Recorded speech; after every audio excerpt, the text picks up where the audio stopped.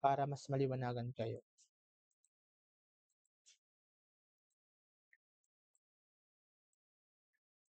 Ayan. Okay. Gagawa ko ng multiple problem dito. Example, at x equals -2. Sorry. At x equals 2. Our function continuous at x equals 2. Ito ang 2 natin. Diretso-diretso ba siya? The answer is yes. So this is continuous.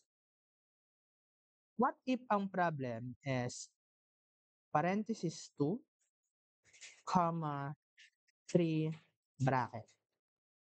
So, ibig sabihin, hollow, tapos 3, shaded.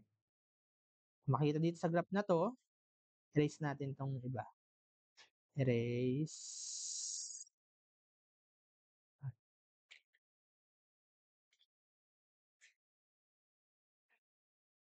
Basta dyan sa 2, hindi ko ma-erase. Sayang oras. Ayan. Sa 2, kung makikita nyo, wala naman siyang, hindi naman siya hollow. Hindi nagmamatter yun, ha? Huwag niyong isipin yun. Isipin nyo lang from 2 to 3, diretso-diretso ba siya? Yes. Kung diretso-diretso siya, this is continuous. Okay? Tignan mo kasi nandito yung bracket. Di ba ito yung drawing natin dapat?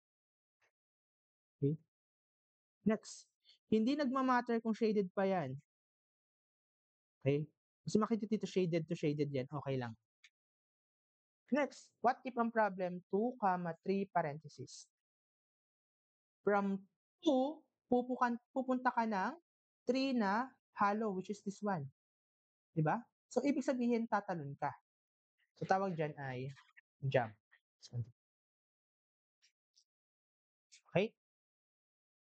Paliwanag ko na lang sa inyo sa class kapag may question kayo, pwede nyo namang i-drop yung question. Next is, gawa na lang siguro ako ng,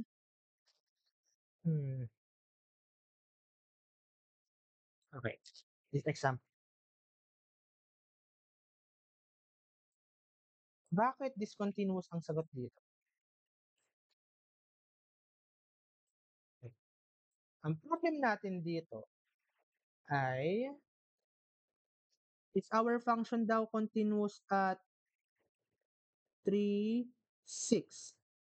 So, ibig sabihin, mag-start ang graph natin, dapat siya shaded. Tapos, so bawal yung hollow. Bawal ang hollow. Okay? Yung hollow, pwedeng shade, wag, baka malito kayo.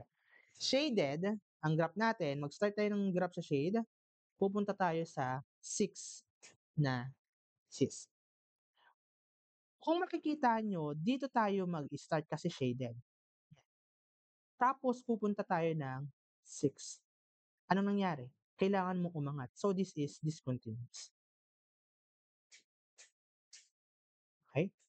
Ganun lang siya kasimple. Okay. So,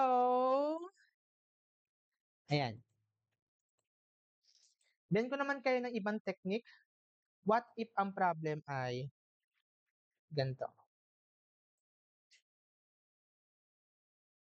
Gagawa ko ng ng question. Ayan. Okay. Kapag may nakikita kayong ganito, x equals 2.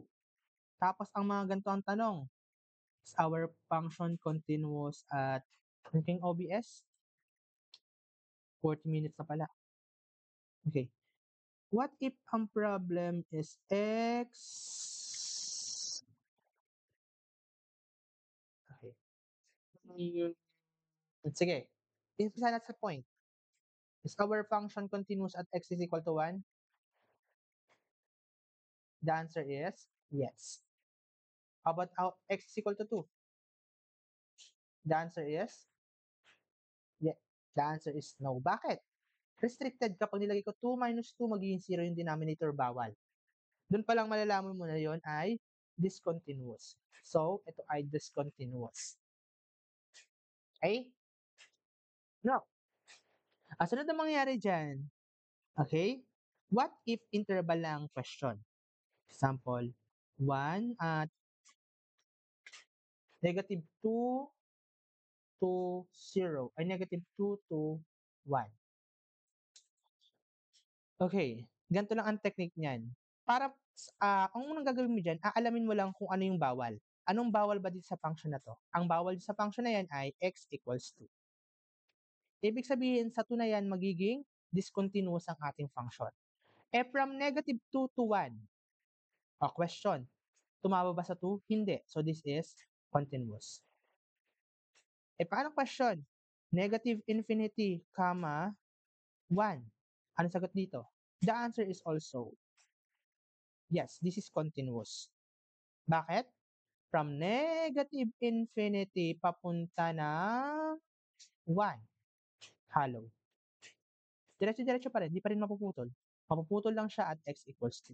Kaya kapag may nakita kayo, kunyari, 0, 2, okay?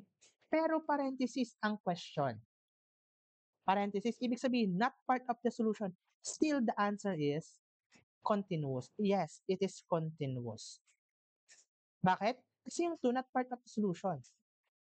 Paano kapag 0, 2 bracket? Ayan na, papasok ang not continuous. Okay? Lalo na kapag ganito ang mga question, nasa pagitan yung 2 or nasa loob mismo siya ng interval. Kanyari, from 1 to 5. Okay?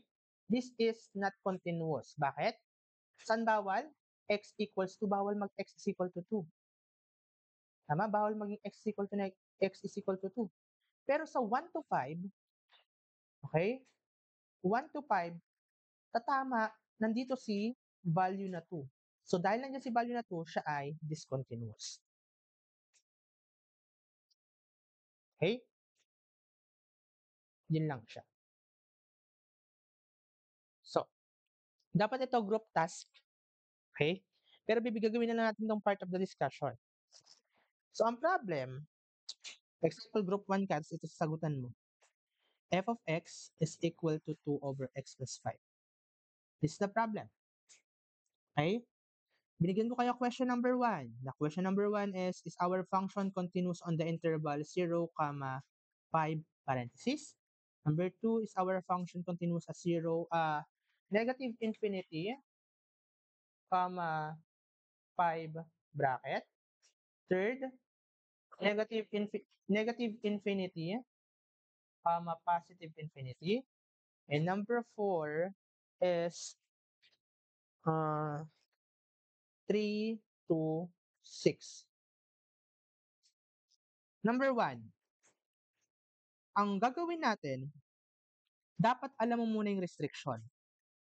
Ano ang restriction dito? Gagawin mo lang yan, x plus 5 equals 0.